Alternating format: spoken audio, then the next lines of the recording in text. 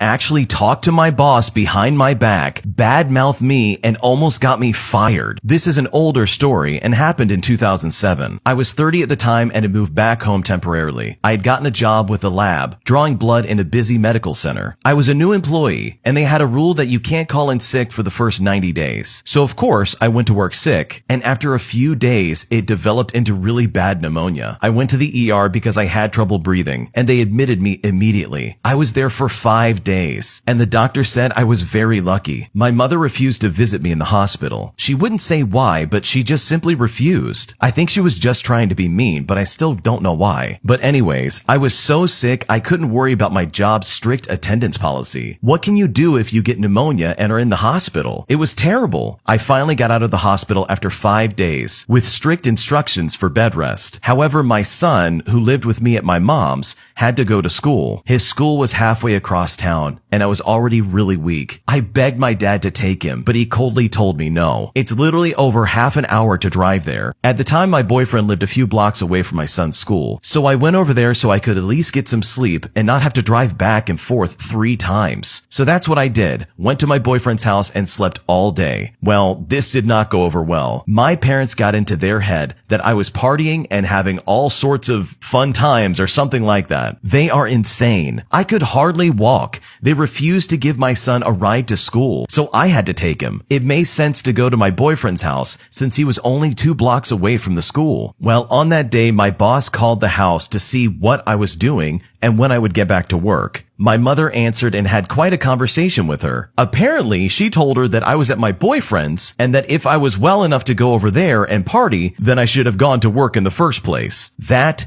stupid Karen. They refused to drive my son to school, something they previously said to do when I was unable to. What was I supposed to have done? I was told to rest at home for at least a week before returning to work. This was the first day I had been home. I was still sick. Why would I drive over 30 minutes each way when I have pneumonia? Wouldn't it make more sense to hang out at my boyfriend's house until the rest of this time is over? I thought so. Apparently my parents assumed I was out